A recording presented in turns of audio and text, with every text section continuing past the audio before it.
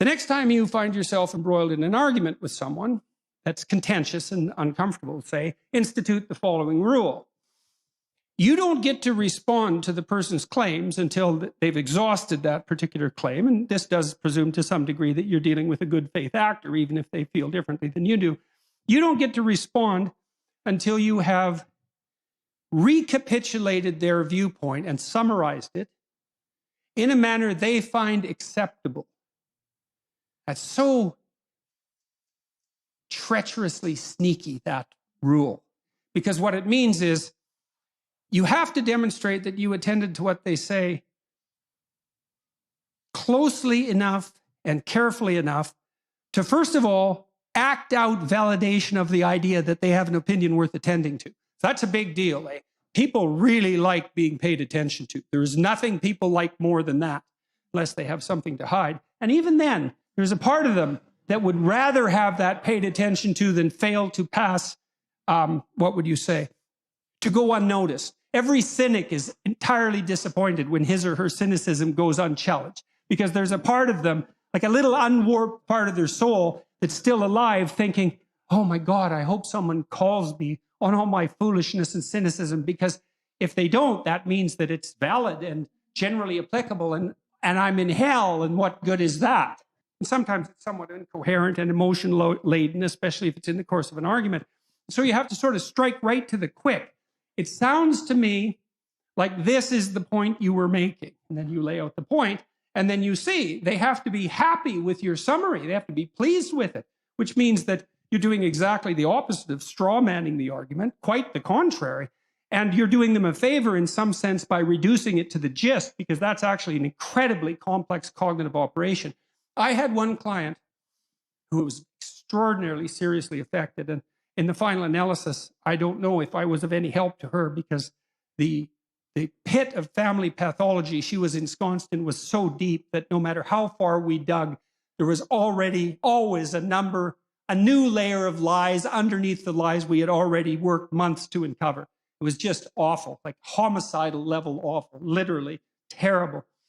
But she told me she went on a tangent that lasted for 4 consecutive day clinical sessions. Like, they weren't the whole day, but they were 50 minutes on 4 consecutive days. I had no idea where she was going. She was wandering all over in this Freudian associational manner, and she came to the point at the end of it. It was unbelievable. She tied together this, she was a very intelligent woman. She tied together this tremendously long, incoherent ramble into a little bow right at the end, like the punchline of a remarkable joke.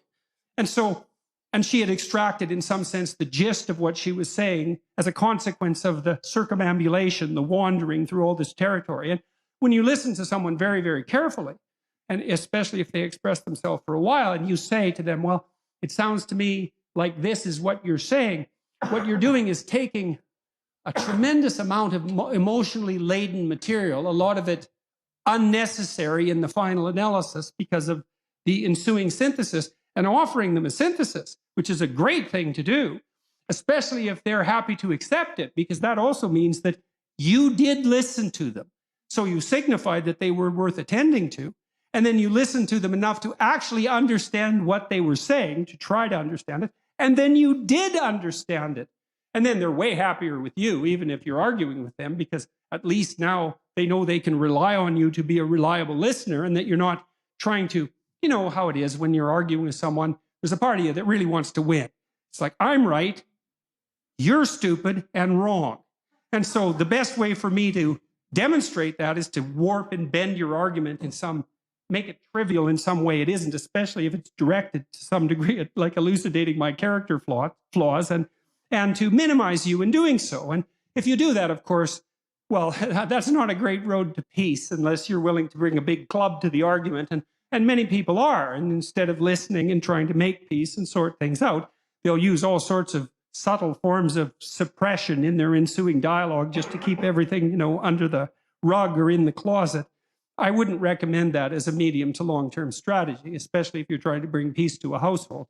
You have to go through this horribly painful process of listening to the people around you tell you what they think of their lives. And if you do that, then, well, maybe you can all come to a place that is characterized by something approximating genuine peace. And I would say that even psychophysiologically, I mean, when there's tension in a household and multiple, what would you say, systems of value operating simultaneously, there's a tremendous confusion about what should reign supreme, right? And you think, well, nothing has to reign supreme. We can all have our diverse opinions.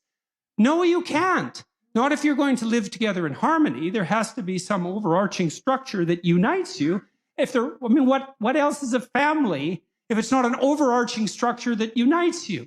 Now, within that, there can be tolerance and even appreciation for necessary individual differences, and obviously there should be, but that doesn't mean there's not a higher unity that the entire organization, let's say, is striving for in some manner, and not only striving for, but pining for, or even dying for. And I don't use those words lightly. Like, the absence of that incorporating higher structures is a felt sense of catastrophe on the part of the members of the family. They're always at each other's throats. They're interfering with each other's goals. They can't listen. They're in a chronic state of hyper-arousal because they don't know what to do ever. They're hopeless because no goals have been clearly defined, and we experience almost all our hope in relationship to defined goals. So this isn't some, what would you say, humanity's myth or some reality that isn't as concrete as everything that you see before you. It's quite the contrary. And as far as Rogers was concerned, well, you had to let people talk to find out what they thought, so they could find out what they thought, so they could move towards something, so they could move away from hell, because that's certainly what you see in clinical practice. I mean, people are suffering in ways you can you can probably imagine, because no doubt many of you have either been there or seen people who were there, lived with them. To move away from that's more real than anything else. If pain is more real than anything else, what's even more real than pain is whatever we have to fight off the pain. And that's free speech. It's identical with freedom of thought. It's associated with this capacity and necessity to listen deeply. They're flip sides of the same coin, to use a terrible cliche.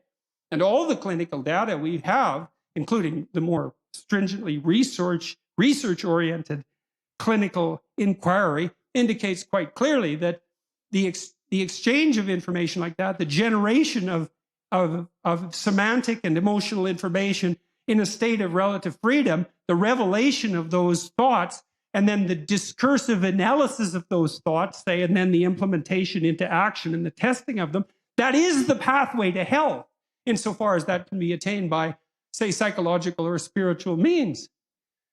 And so that's why free speech is not just another freedom or right among many. It's certainly not viewpoint diversity or anything like that. It's the mechanism by which we generate the conceptions that allow us to organize our experience in the world. It's that mechanism. And more than that, it's the mechanism that allows us to reformulate and criticize those conceptions when they've become outdated and sterile, to dissolve them into a chaos that we have to contend with while it's occurring, and then to reanimate them in a new form so that we can move into the future. And so if you're concerned with the oppressed, let's say, why in the world would you oppose free speech? It's the only thing the oppressed have.